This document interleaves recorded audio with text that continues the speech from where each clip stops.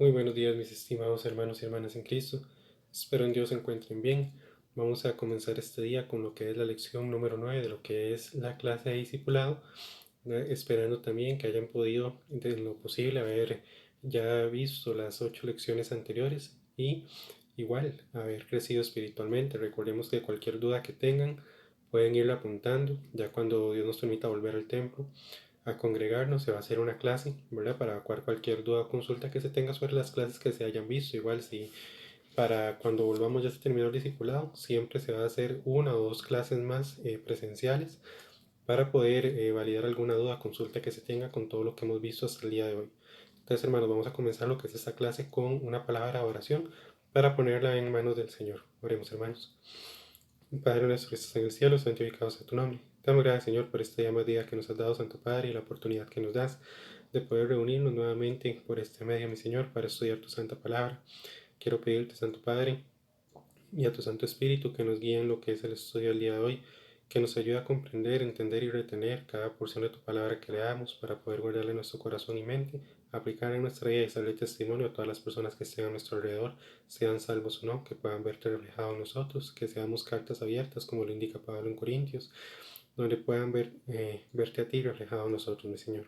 Santo Padre, te pido una bendición especial sobre cada hermano y hermana que vea estas lecciones. Te pido también por las necesidades que tengan, sea espiritual, económica, de techo, abrigo, alimento, salud. Tú las conoces, Santo Padre, cúbrelas según lo tengas a bien y cuida a mis hermanos y hermanas siempre, mi Señor. Además te pido, Santo Padre, quita cualquier distracción que pueda evitar que pongamos atención a esta lección y te pedimos también, mi Señor, que nos ayudes a crecer siempre espiritualmente, que podamos tener una vida consagrada a ti y disciplinada en los aspectos espirituales, Santo Padre. Todo esto te pedimos y está en tus manos, mi Señor, en el nombre de tu Hijo amado Jesucristo. Amén.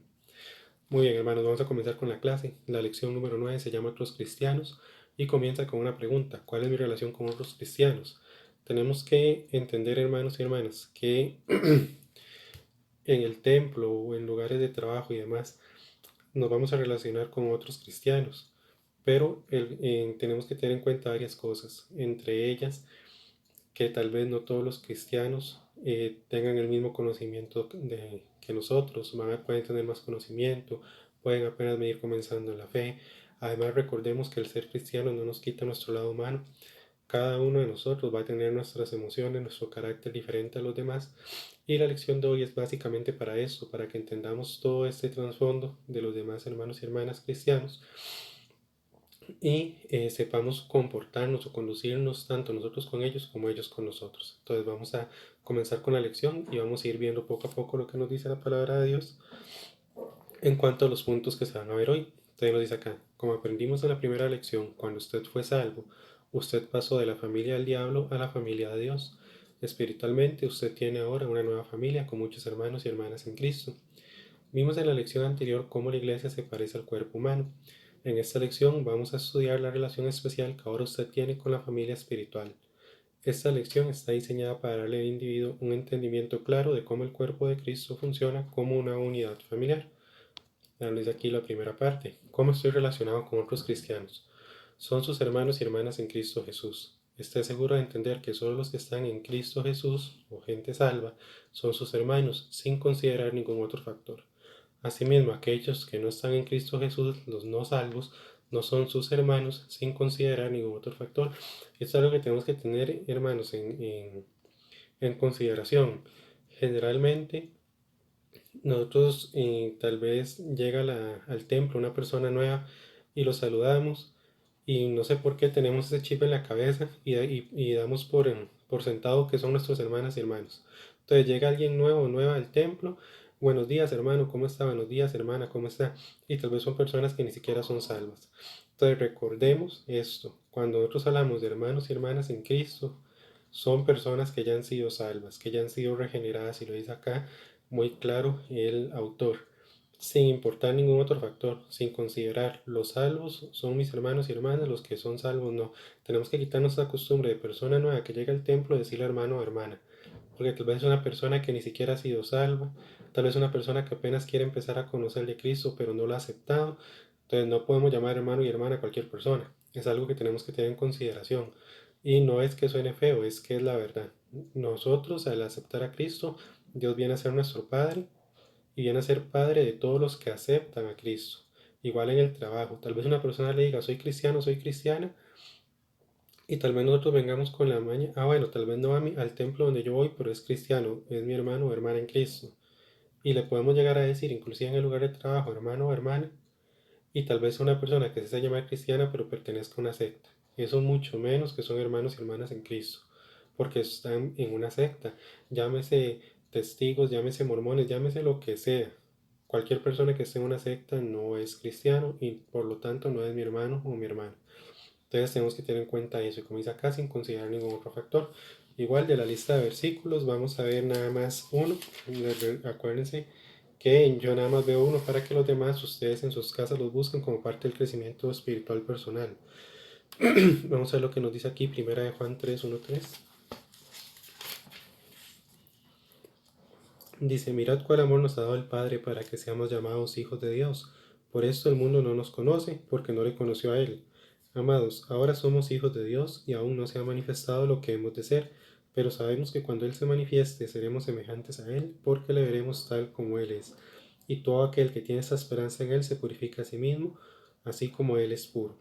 Entonces, como dice acá, mirad cuál amor nos ha dado el Padre para que seamos llamados hijos de Dios. Ese amor es el haber enviado a Cristo Jesús a morir por nosotros y por lo tanto al aceptarlo como Salvador personal, reconocerlo, llegamos a ser sus hijos, sin ningún otro aspecto que se pueda tomar en cuenta. ¿Okay? Después dice el punto B, somos sus colaboradores en el servicio por Jesucristo. Entonces vamos a ver lo que nos dice 1 Corintios 3, 5 al 10. ¿Qué pues es Pablo y qué es Apolos? Servidores por medio de los cuales habéis creído, y eso según lo que a cada uno concedió el Señor. Yo planté, Apolo regó, pero el crecimiento lo ha dado Dios.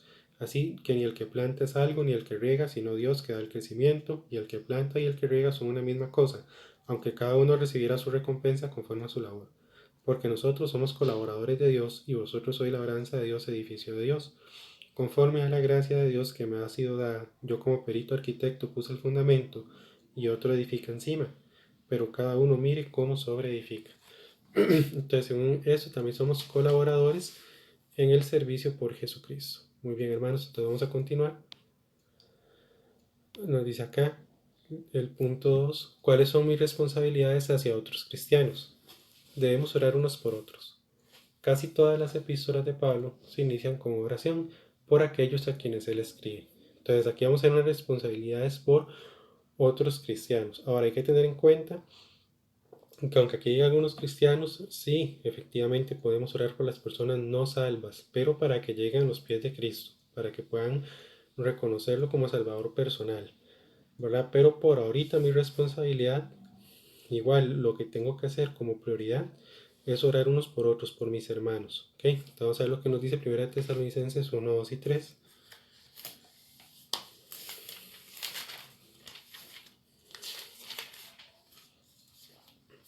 Dice, damos siempre gracias a Dios por todos vosotros, haciendo memoria de vosotros en nuestras oraciones, acordándonos sin cesar delante de Dios y Padre nuestro de la obra de vuestra fe, del trabajo de vuestro amor y de vuestra constancia en la esperanza en nuestro Señor Jesucristo.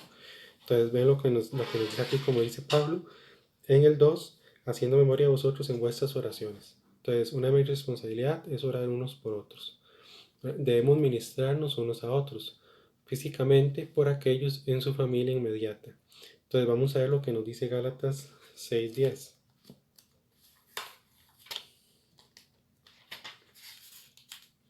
Dice aquí, según tengamos oportunidad, hagamos bien a todos y mayormente a los de la familia de la fe. Entonces vamos que importante lo que nos dice acá Pablo en Gálatas en cuanto a ministrarnos. Primero la familia inmediata, vean lo que dice aquí.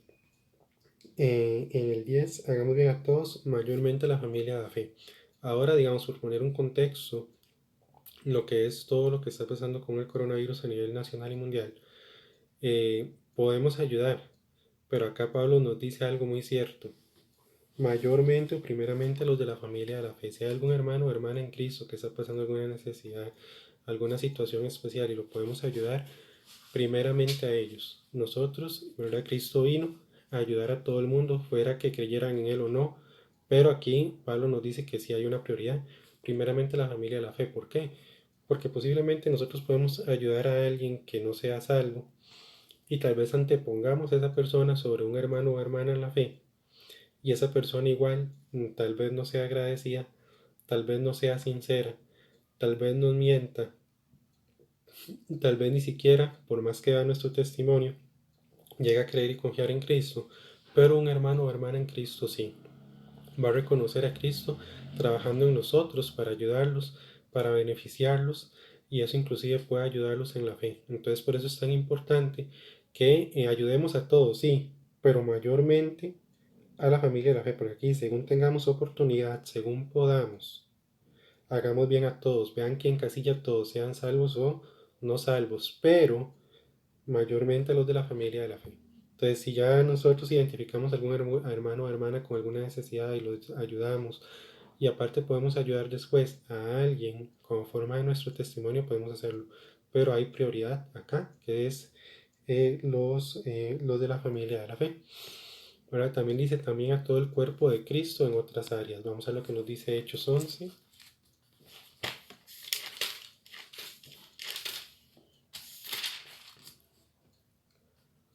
27 y 30. En aquellos días, unos profetas descendieron a Jerusalén, a Antioquía, y levantándose uno de ellos llamado Ágabo daba a entender por el Espíritu que vendría una gran hambre en toda la tierra habitada, la cual sucedió en tiempo de Claudio. Entonces los discípulos, cada uno conforme a los que tenía, determinaron enviar socorro a los hermanos que habitaban en Judea, lo cual en efecto hicieron enviándolo a los ancianos por mano de Bernabé y de Saulo. Entonces vemos que a los del cuerpo de Cristo en otras áreas, a cualquier hermano y hermana en otras áreas, como nos dice acá, y vean que aquí en estos versículos que leímos, dice acá en el 29, determinaron enviar socorro a los hermanos, a los cristianos primeramente que habitaban en Judea, ¿verdad? Entonces ya vemos acá. Y también algo muy importante, debemos ministrarnos físicamente, como ya vimos en estos dos casos, pero también espiritualmente. Y vamos a ver lo que nos dice Gálatas 6, 1 y 2.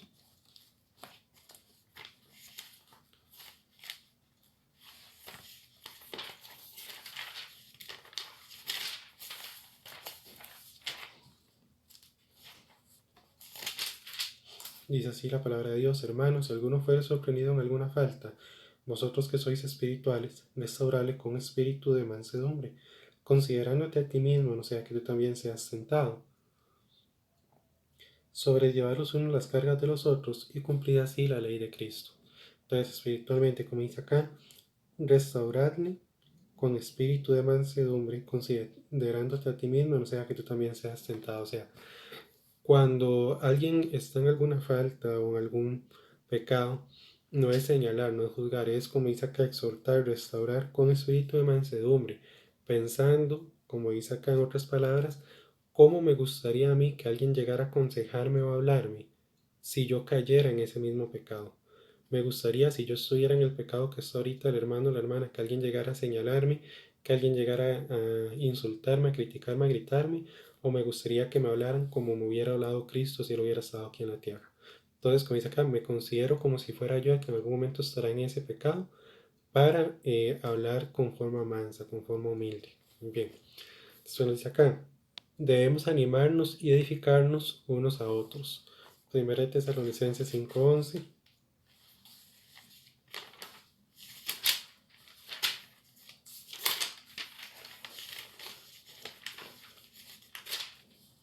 Y ahí la palabra de Dios, por lo cual animaos unos a otros y edificaos unos a otros, así como lo hacéis. Entonces, como dice acá, animarnos y edificarnos unos a otros. Que si vemos que alguien está en tristeza, como decía anteriormente, en necesidad, pasando por situaciones difíciles, animarlos y edificarnos. Lo dice acá el punto y lo tomamos de Primera Tesalonicenses. Y sigue aquí la lección. Para actividades o tiempos de compartir cosas de interés común. Esto es en realidad solo una pequeña parte del verdadero compañerismo bíblico. Es verdad que hay compañerismos para compartir cosas, pero el verdadero compañerismo bíblico va más allá de solo una comida o actividad. Es el compartir la vida a través de la persona de Jesucristo con otros cristianos. Entonces, qué importante es esto. Pueden haber actividades, ¿verdad? De hecho, a mí me hace gracia. Hay un dicho entre los bautistas, ¿verdad? Que dice que muy difícilmente se va a ver a un bautista delgado, ¿verdad? Porque gracias a Dios que siempre provee cualquier actividad que haya a nivel de las iglesias bautistas, nunca puede faltar el alimento. como provisión de parte de Dios, ¿verdad? Y por eso sale ese dicho, que es muy difícil ver a un bautista delgado. Pero lo que vamos es que, como dice acá, es más que todo solo reunirse a comer o compartir alimento. Dice acá va más allá de una comida actividad. Es compartir la vida a través de la persona de Jesucristo con otro cristiano. Entonces, está bien que las iglesias tengan actividades, sea sociedad de hombres, sociedad femenil, sociedad de matrimonio, sociedad de jóvenes, clases y demás. Siempre va a estar bien. Siempre va a estar bien que tengas actividades. Primero, ¿por qué? Para compartir la vida de Cristo, lo que ha hecho Cristo por nosotros, que los hermanos puedan ver mediante nuestro testimonio lo que Cristo ha hecho en nuestras vidas, y así también dar testimonio a los demás hermanos que están empezando en la fe, o por qué no, si alguna sociedad de matrimonios o alguna sociedad de hombres o de mujeres hay visitas, también que ellos puedan empezar a ver lo que hace Cristo en la vida de cada persona que lo ha reconocido como Salvador personal. Entonces va más allá, siempre en una reunión o en momentos de compañerismo está bien que tengamos actividades y demás, pero nunca tiene que faltar el estudio de la palabra de Dios en devocionales o mensajes, y tampoco los tiempos de oración. Eso siempre es importante, por eso es que esas actividades van más allá, ¿verdad? Entonces vamos a lo que nos dice acá Filipenses 1 del 3 al 6.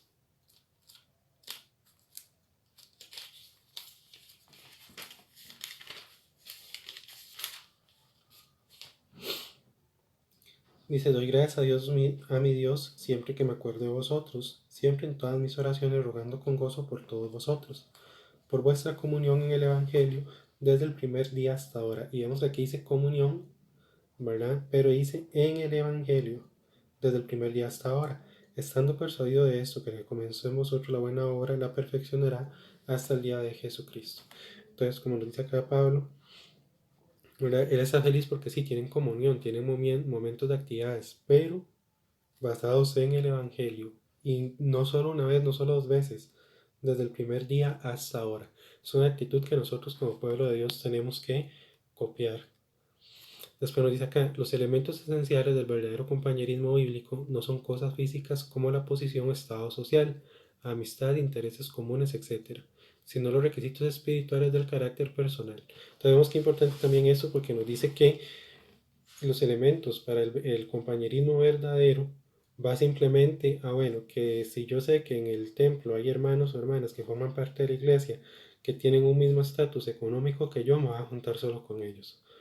O en mi caso, si yo me doy cuenta que hay algún hermano o hermano en Cristo que es liguista, entonces yo me voy a juntar solo con liguistas y no con los apricistas. O cosas así, no. Va más allá de lo que yo puedo ver. De que yo me voy a juntar solo con los que visten más bonito o solo con los que forman parte del ministerio de alabanza. Eso va más allá. Va mucho más allá. ¿Por qué? Porque los elementos esenciales del compañerismo bíblico son los que vienen en esta lista, que sería humildad, honestidad, amor y hospitalidad. Vamos a lo que nos dice Filipenses, igual aprovechando 2 del 3 al 8. Ya leímos los primeros. Ah, no, mentiras. Ese fue el 1 el que leímos. Vamos a lo que nos dice 2 del 3 al 8. Acá la palabra de Dios. Nada hagáis por contienda por vanagloria, antes bien con humildad, estimando cada uno de los demás como superiores al mismo, no mirando cada uno por lo suyo propio, sino cada cual también por lo de los otros. Haya pues en vosotros este sentir que hubo también en Cristo Jesús, el cual siendo en forma de Dios no estimó el ser igual a Dios como a cosa que aferrarse, sino que se despojó a sí mismo tomando forma de siervo, hecho semejante a los hombres, y estando en la condición de hombre se humilló a sí mismo haciéndose obediente hasta la muerte y muerte de cruz. Entonces vemos acá humildad, ¿verdad? Como dice acá, que uno tiene que considerarse o llegar a ser tan humilde que considera a cualquier hermano o hermana en Cristo inclusive superior a mí, independientemente del conocimiento que yo tenga, de los grados que yo tenga, tengo que ver a los demás como superiores a mí. En eso radica lo que es acá lo que nos dice la palabra de Dios en cuanto a la humildad. Por eso dice, nada hagáis por contienda o vanagloria, antes bien con humildad. ¿Ok? Y dice el 4, no mirando cada uno por lo suyo propio, sino por lo de los otros. Después la honestidad, Efesios 4:25.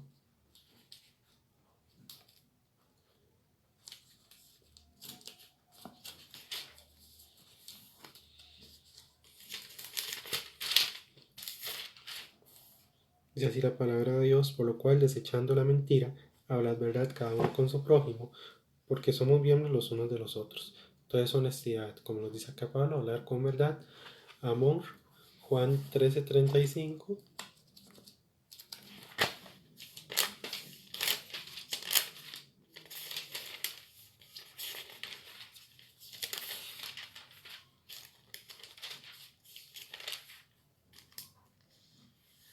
Y así, en eso conocerán todos que sois mis discípulos, si tuviereis amor los unos con los otros.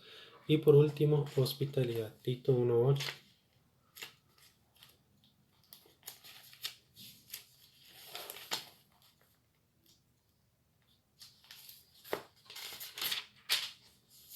Y así, sino hospedador, amante de lo bueno, sobrio, justo, santo, dueño de sí mismo.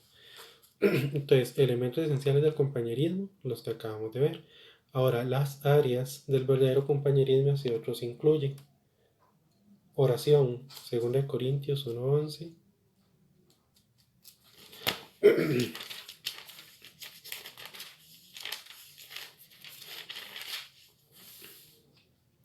Cooperando también vosotros a favor nuestro con la oración, para que por muchas personas sean dadas gracias a favor nuestro por el don concedido a nosotros por medio de muchos.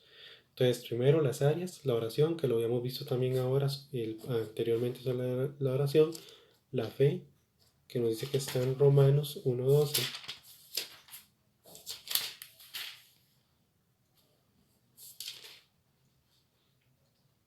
Dice, esto es para ser mutuamente confortados por la fe que nos es común a vosotros, a mí.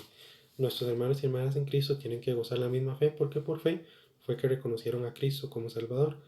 Después en el ministerio, o incluye el ministerio, vamos a ver lo que nos dice 2 Corintios 8:4, pidiéndonos con muchos ruegos que les concediésemos el privilegio de participar en este servicio para los santos, en los ministerios, y en el sufrimiento, Filipenses 3:10.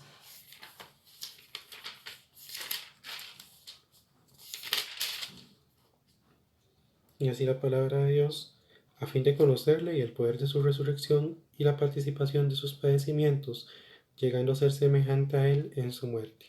Entonces, lo que nos habla aquí del sufrimiento.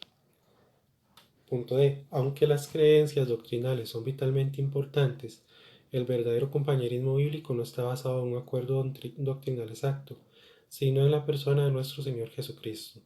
Usted deberá aprender a tener compañerismo con Él personalmente antes de tener compañerismo con otros cristianos de la manera propia. Entonces, vamos a detenernos acá porque esto puede ser un punto que tal vez traiga algún tipo de confusión, porque nos dice acá, aunque las creencias doctrinales son vitalmente importantes, el verdadero compañerismo bíblico no está basado en un acuerdo doctrinal exacto, sino en la persona de nuestro Señor Jesucristo. Entonces, ¿a qué vamos a referirnos con esto? Para que tengamos en cuenta lo siguiente. La doctrina es lo más importante, pero de nada sirve, por ejemplo, que el templo donde asistimos, donde formamos la iglesia, tenga la mejor doctrina. Primero, si nosotros no estamos en compañerismo o no mantenemos compañerismo con Cristo. Ahí va el primer punto. Puede tener la doctrina mayor, puede ser la mejor doctrinalmente hablando, la iglesia de la que soy parte. Pero si cada miembro no tiene compañerismo con Cristo, esa doctrina va a ser vacía. ¿Por qué? Porque va a ser algo, si se puede decir así, ritualista. Voy a participar de la cena del Señor cada primer domingo del mes porque está establecido y punto. Pero yo no interiorizo lo que en sí es participar o lo que significa para nosotros participar de la cena del Señor. No, no pido perdón para no tomarla indignamente antes porque no me importa. O sea, cuando sabemos que la cena del Señor no se puede tomar indignamente, tenemos que confesar nuestros pecados siempre, pero antes también de la cena se tiene que hacer eso para no tomarla indignamente. Entonces, primero tengo que mantener compañerismo con el Señor Jesucristo. Y el otro punto que podemos ver, por poner un ejemplo, en cuanto a las creencias doctrinales, por ponerles un ejemplo, dos templos bautistas de sana doctrina tienen la cena del Señor, pero está la de nosotros que la tiene igual el primer domingo de cada mes y hay otra que la tiene cada 3 meses, pero es lo mismo, cumplen la cena del Señor igual, solo con los miembros de la iglesia, o sea, puerta cerrada, con el pan sin levadura, con el jugo de la vid, todo eso, todo igual, nada más que la diferencia es de tiempo. Eso no tiene que ser un problema.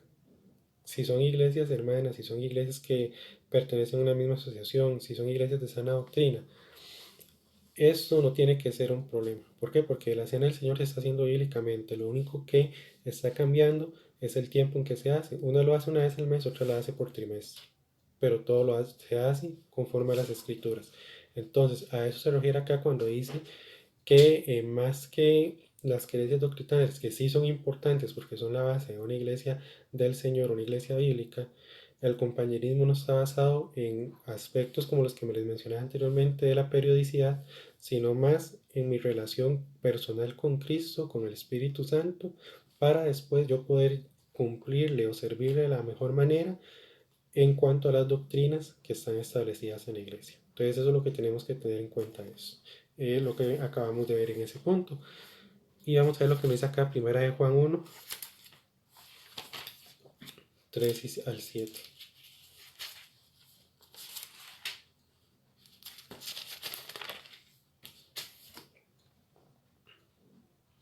Y así la palabra de Dios, primera de Juan 1, 3 al 7.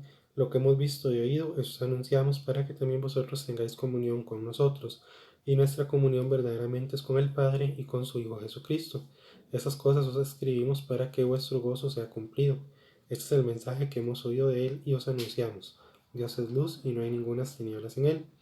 Si decimos que tenemos comunión con Él y andamos en tinieblas, mentimos y no practicamos la verdad. Claro que les mencionaba, si decimos que tenemos la mejor doctrina como iglesia, pero no practicamos por la verdad y no andamos en Cristo, y aquí dice mentimos y no practicamos la verdad. Vamos que importante es lo que se nos dice acá en primera de Juan. Pero si andamos en luz como Él está en luz, tenemos comunión unos con otros y la sangre de Jesucristo su Hijo nos limpia de todo pecado. Entonces eso es lo que hay que tener en cuenta. ¿Ok, hermanos? Y vamos a ver preguntas básicas. ¿Qué pasa si otro cristiano ofende? Desafortunadamente, esto muy probablemente le ocurrirá si usted pasa tiempo con sus hermanos y hermanas en Cristo, Jesús.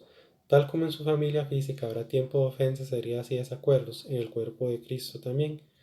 Si esto pasa, y si es muy serio, la Biblia nos da una progresión de principios de seguir para tratar con el asunto. ¿Cómo debe responder en tal caso? Entonces vemos lo que mencionaba al principio de la lección. La iglesia o el cuerpo de Cristo igual está formado por hombres y mujeres que, si bien es cierto, hemos sido regenerados por el sacrificio de Cristo en la cruz, tenemos nuestra naturaleza aún pecaminosa. Entonces puede que en algún momento haya alguna discusión, vean lo que dice acá, ofensas, que esperemos en Dios nunca se llegue a ese punto, heridas, desacuerdos, pero así como Cristo perdonó y en la Biblia en los evangelios dice que hasta 70 veces 7 nosotros tenemos que hacer igual. En todo caso, si hay instrucciones que se nos dejan acá. Entonces veamos, ¿cómo se debe responder a tal caso? En primer lugar, tome la ofensa y vaya directamente en forma privada con la persona que lo ofendió y trate de arreglar el asunto entre los dos. Entonces, si yo tengo algún desacuerdo o alguna situación con alguien en específico, ¿verdad? Ojo, que sea entre la persona y yo. No es que yo me doy cuenta que alguien llegó y insultó a mi esposa y yo voy a ir de matón con esa persona. En este caso, los que tienen que arreglar la situación primeramente es mi esposa con esa persona. No puedo meterme yo porque no es lo que establece la Biblia. La ofensa no fue para mí, fue para ella. Pero vamos igual a ver los pasos, como dice acá Mateo 18:15. Por tanto, si tu hermano peca contra ti, ve y repréndele estando tú y él solos. Si te oyere, has ganado a tu hermano. ¿Okay? Si el asunto no es resuelto previamente, si no me oyere, llévelo a un líder de la iglesia para que pueda mediar en la situación. Entonces, después de eso, si la persona no me oye, ya voy a tener que ir con algún testigo. ¿Verdad? Mateo igual 18:16. Mas si no te oyere, toma un contigo a uno o dos. Aquí nos habla la Biblia de uno o dos, no solo un testigo. Y toma un contigo uno o dos para que en boca de dos o tres testigos conste toda palabra. ¿Ok? Después dice, no vaya donde el incrédulo para arreglar los problemas que haya en el cuerpo de Cristo. ¿Qué es lo que nos quiere decir eso? Que si hay un problema interno en el templo, yo no voy a irme fuera de la iglesia a buscar consejos de alguien que no es hijo o hija de Dios, porque ¿qué consejo me puede dar alguien que está en el mundo? Si el problema es interno de la iglesia, del cuerpo de Cristo, se tiene que arreglar internamente. Por eso dice acá, no hay que ir afuera a buscar a alguien, porque más bien nos puede dar un consejo que no va a estar basado en las escrituras y puede llegar a ser muy perjudicial para lo que es la iglesia de Dios. Entonces nos dice acá 1 Corintios 6:6, sino que el hermano con el hermano pleitea en juicio, y eso ante los incrédulos. Entonces, el hermano con el hermano, el salvo con el salvo, no fuera. ¿Ok? Si el problema aún no se ha podido resolver, acepte personalmente la culpa. Y algo que nos dice acá, y es algo así como lo que veíamos anteriormente de la humildad. Si el problema no se arregla, tengo que aceptar yo la culpa, aunque no haya sido. Ahí es donde vemos el carácter de Cristo reflejado en nosotros, y también lo que es la humildad y la madurez. Todo eso sea por arreglar una situación que no se haga más grande y afecte más el cuerpo de Cristo. Entonces, 1 Corintios 6, 7 y 8 nos dice acá: así que, por cierto, es ya una falta en vosotros que tengáis pleitos entre vosotros mismos. ¿Por qué no sufrís más bien el agravio? ¿Por qué no sufrís más bien el ser defraudados? Pero vosotros cometéis el agravio y defraudáis, y esto no a los hermanos. Y esto a los hermanos. Entonces comienza acá: aceptar primero o personalmente la culpa. Encomienda el asunto al Señor Jesucristo. Él lo manejará justamente. O sea, poner la situación en manos de Dios. Y acá nos viene una referencia, primera de Pedro 2:19 al 23.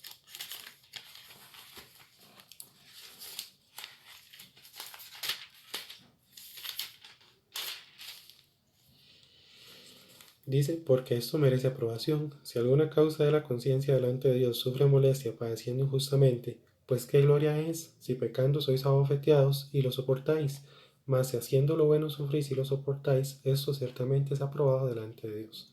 Pues para esto fuiste llamado, porque también Cristo padeció por nosotros, dejándonos ejemplo para que sigáis sus pisadas, el cual no hizo pecado ni se halló engaño en su boca, quien cuando le maldecía no respondía con maldición, cuando padecía no amenazaba, sino encomendaba la causa al que juzga justamente. ¿A quién? A Dios. Lo ponía en mano de Dios.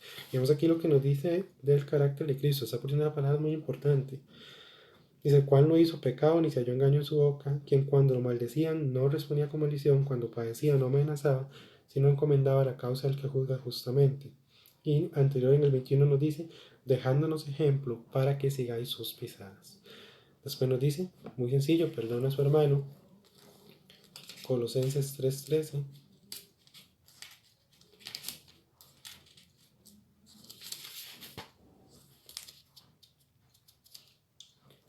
Saca la palabra de Dios: soportándonos unos a otros y perdonándonos unos a otros si alguno tuviera queja contra otro, de la manera que Cristo os perdonó, así también hacedlo vosotros. Y por último, lo más importante, ore por su hermano. Vamos a ver lo que nos dice Romanos 12:14.